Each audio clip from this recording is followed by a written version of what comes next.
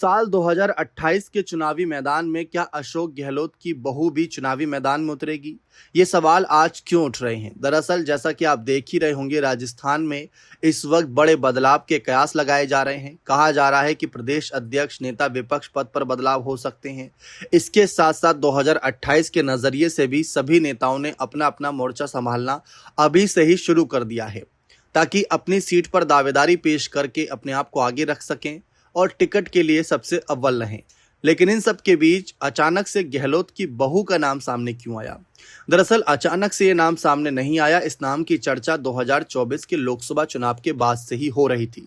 सबसे पहले आपको बता दें कि अशोक गहलोत की बहू का नाम हिमांशी गहलोत है। हिमांशी गहलोत की वैभव गहलोत के साथ शादी साल 2005 में हुई थी, जो कि 15 जुलाई तारीख थी।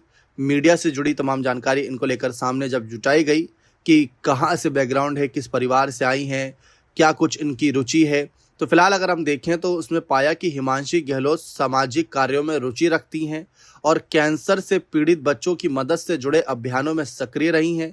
2024 के लोकसभा चुनाव के दौरान उन्होंने अपने पति वैभव गहलोत के लिए चुनाव प्रचार में भाग लिया और आम लोगों के बीच जाकर वोट अपील की थी।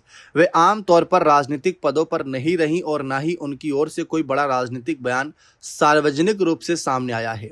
लेकिन जिस तरीके से राजनीति में किसी भी संभावना से इनकार नहीं किया जा सकता, अशोक गहलोत ने पहले अपने बेटे वैभव गहलोत को आगे कर दिया। अब अगर उनके ससुर अशोक गहलोत कहेंगे कि वो भी राजनीति में उतरे, तो राजनीति में आने का फायदा मिल सकता है, क्योंकि देखें पहले से ही वह राजनीतिक गतिविधियों में रुचि दिखाई दी है, यानी सार्वजनिक रूप से एक्टिव रही हैं। कई बार देखने को मिलता है कि कुछ महिलाएं जो परिवार से जुड़ी होती है, जिनके परिवार के ज़्यादातर सदस्य राजनीति में होते हैं, वे पर्दे के पीछे की भूमिका अदा करती हैं, सार्वजनिक मंच पर नहीं दिखती। लेकिन 2024 के प्रचार में जिस तरीके से वैभव के लिए साथ आई थी, वह एक पॉइंट था।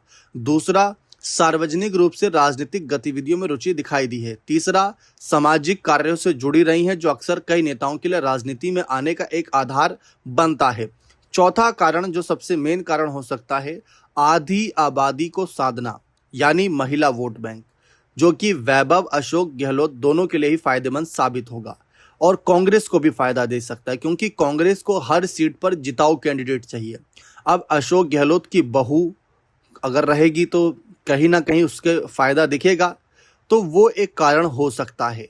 फिलहाल क्या आगे आएंगी, क्या उनके ससुर इजाजत देंगे या नहीं, ये एक सवाल है। अभी से ही ये सवाल उठेंगे, क्योंकि बड़े चेहरों की चर्चा होती है तो उनके परिवारों की भी होती है कि इस बार उनके परिवार से कौन कौन चुनाव लड़ रहा है। तो इसीलिए वैभव गहलोत की पत्नी हिमांशी गहलोत की चर्चा अभी से ही हो रही है। सबकी नजरें हैं इस बात पर कि क्या वह राजनीति में आने को लेकर दिलचस्पी दिखाएंगी। अगर हरी झंडी मिली तो क्या वह राजनीति में उतरेंगी? अगर उतरेंगी तो क्या कुछ कांग्रेस में नज़ारा देखने को मिलेगा? क्योंकि पहले ही पायलट और गहलोत के बीच जो बातचीत रहती है वह तो अलग लेवल की है। वैभव गहलोत भले ही बयानबाजी ना देते हो, लेकिन अंदर खाने तो बातचीत होती ही होगी। देखते हैं कांग्रेस आलाकमान इस मामले पर क्या फैसला लेते हैं, हरी झंडी दिखाते हैं या नहीं। बने रहे चैनल के साथ। बहुत बहुत शुक्रिया।